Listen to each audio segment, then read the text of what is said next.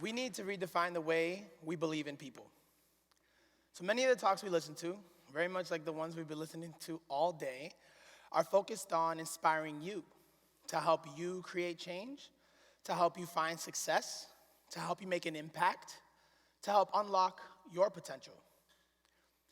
For the next couple minutes, we're going to shift that focus.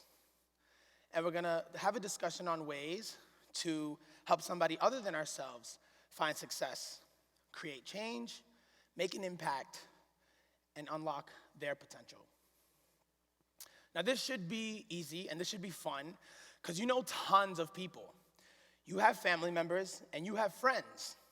And right now, I actually want us together to reflect on those people and zero in on one person. One person who's facing a big challenge. One person who has a big problem at hand. One person who's suffering from a tough reality. Together, we'll take 5 seconds of silence. I'll bow my head and close my eyes, and then when I'm up again, you'll know that we're done. Think of that person, who they are to you, and what they mean to you.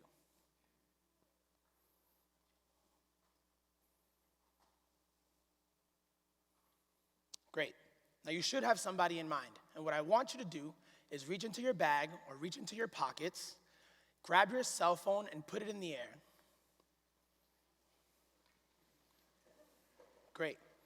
I want to make sure my friends from home are not taking a selfie. Everybody at UMassD Dartmouth, all of them. Okay, but no, seriously, what I want to do is have you pull up the person you were just thinking about in your contacts list and prepare to send them a text message. So pull them up, open a draft.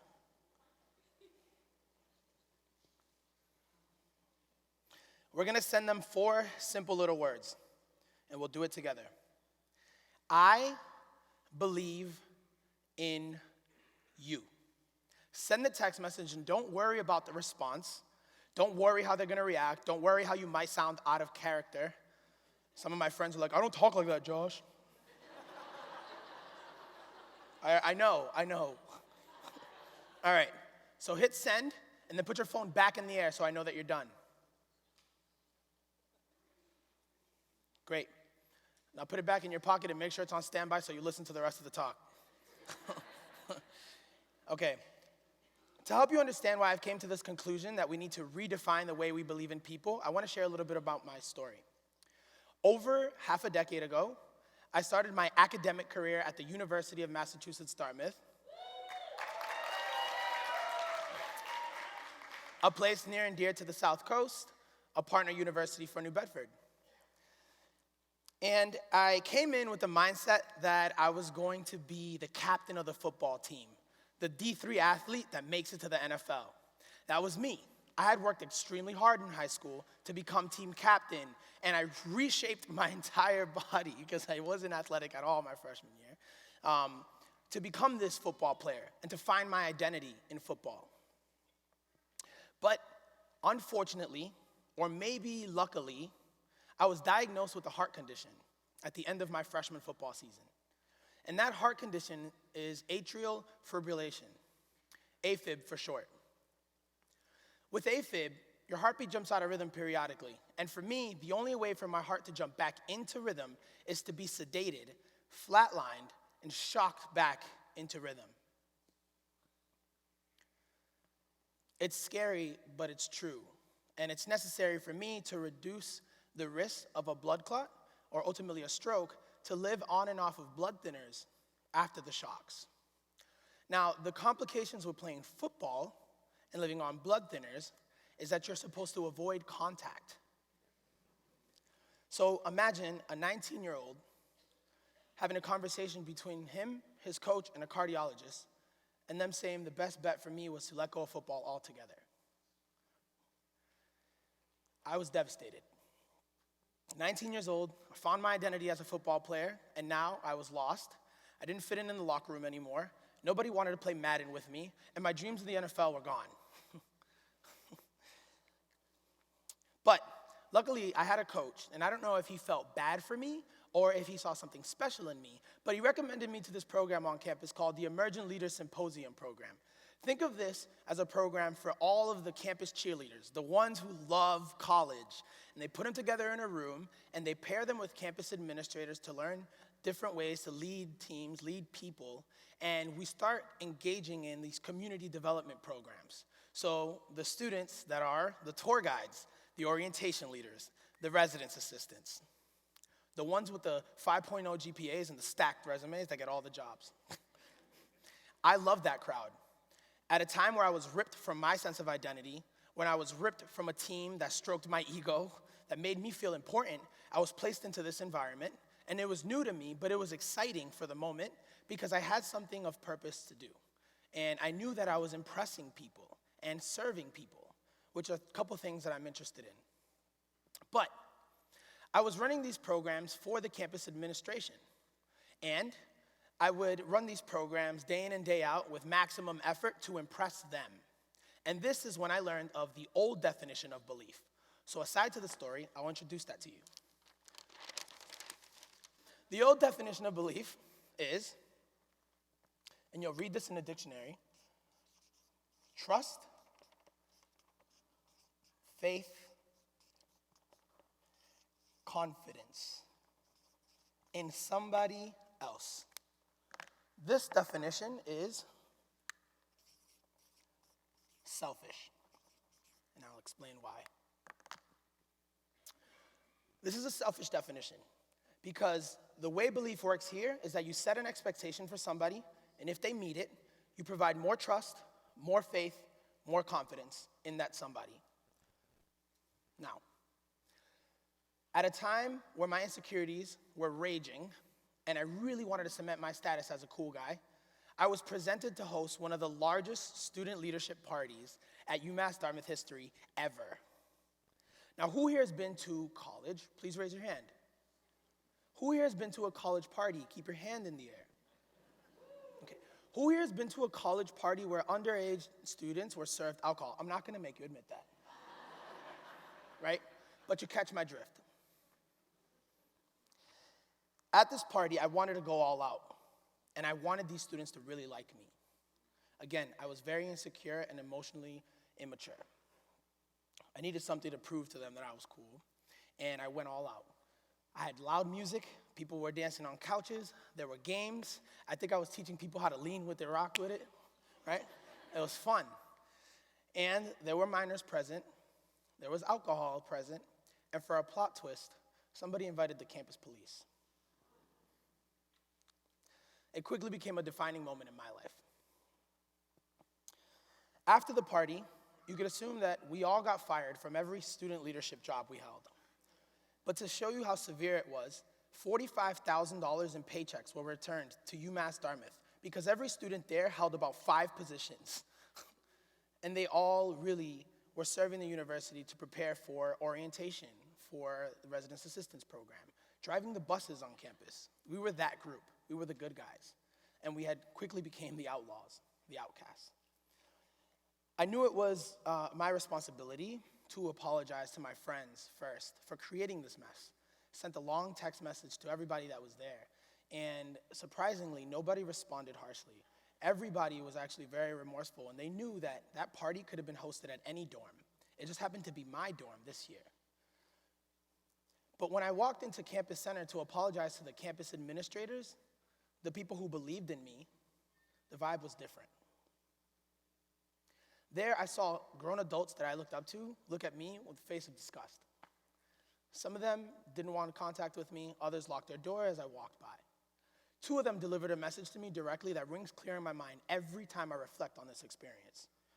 One says to me, "This is really going to affect your student leadership career." And I said, "I'm about to get expelled, my life." Student leadership career, my life. And another one said to me, "How could you? I believed in you." Past tense, right? This allowed me to grow angry because on top of being extremely insecure and being ripped from my identity, I had people that I looked up to turn their back on me when I needed them the most. I was angry at them at first, but they were just doing their job. So I removed the anger and forgave them, but it didn't leave me. I turned it toward myself. I got to UMass Dartmouth off the sacrifices of a single teenage mother, and she gave me the chance to live a better life. I partied it away. I was angry at myself because I couldn't deal with the person that I was becoming, trying to impress everybody else. And I was angry because I felt as if I had let down more people than just myself, and the burden was already too much to carry. This is when I learned of the new definition, on a lightning note. The new definition of belief, and what I'm proposing for you all to adopt, reads like this.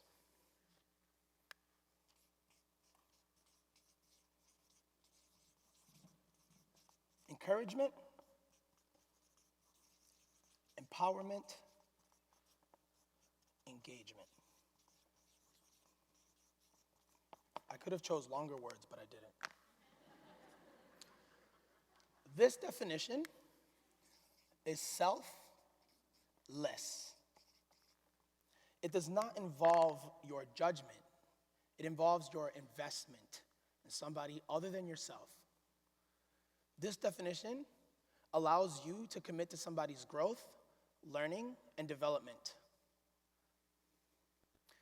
At a time where I was in my all-time low, and I needed the most help I could possibly get, a relationship started for me with a person who I call my mentor till this day. His name is Dr. David Millstone, and he's the Associate Vice Chancellor for Student Affairs at UMass Dartmouth. And I know he's in the crowd right now, and I know he's blush red.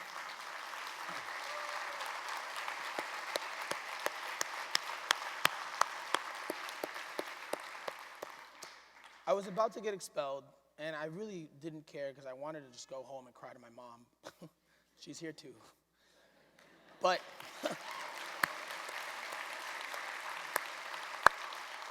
instead, I had somebody that believed in me in this way. He brought me into his office after he heard of the mess that I have created for myself, and he encouraged me to see this party, this situation, this tough reality as an opportunity to learn of who I am and to grow and become stronger when facing adversity. He empowered me with the understanding that I did have a sense of worth, I was important, and I had a valuable skill.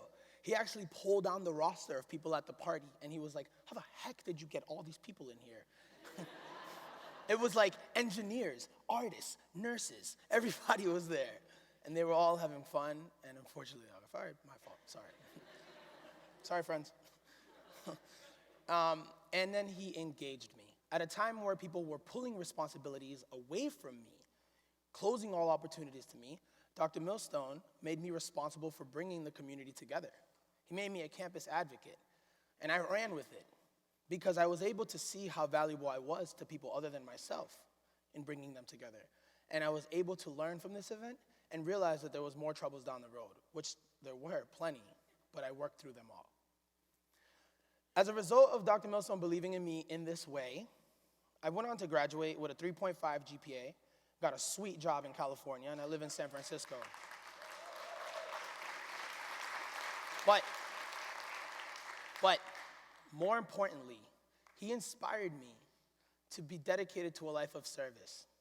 He introduced me to a new way to believe in others, and as a result, my senior year, I went on to organize a team that fundraised $76,000, donating $25,000 of that amount to the university as a class gift, what we call the Dream Scholarship, where we encourage people to share their dream, empower them with the community and resources to make it happen, and engage them in an event where we want to see it come true. We awarded 2 recipients this past year. Asabel Picardo, who struggled through kindergarten, middle school, high school, and college with science and math because he didn't have resources where he grew up. So he's committed to building a science lab in his community for students so they don't have to go through the same thing that he did. We also awarded Trisha Brenton. I hope she's in the crowd, and if she is, I would love for her to stand. But she's a proud mother of 2, was a proud single mother of 2, and she's committed to building an organization called Second Chance, where she's actually going to provide resources for women and girls around the world in a similar situation that she had. We're believing in them.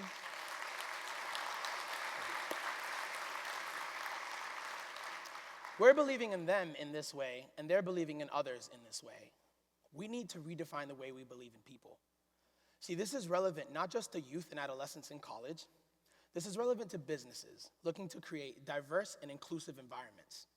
If we want that to happen, we need to decide on growing the talent that we're looking for, not just judging and picking from pools with privileged experiences. Communities.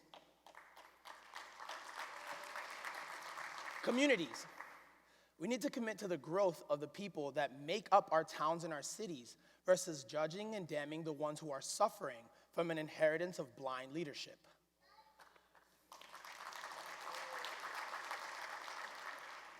Families with children that have unmet expectations, we can now commit to their growth and their learning, not just their achievements and their accolades. And to you in this crowd, we watch TED Talks because we want to make an impact. And I believe the quickest way to do that is to serve somebody else in this way. Because of your interactions with somebody else, somebody other than yourself, they think better, feel better, and do better. We all have the opportunity to become leaders who unlock the potential of those around us. And if you agree that we need to redefine the way we believe in people, we need to start today. You should have a response in your pocket from sending a text message to somebody that you believe in. And if you don't have it now, you'll have it tonight, and if not, tomorrow morning. You now have a choice in the way that you'll respond.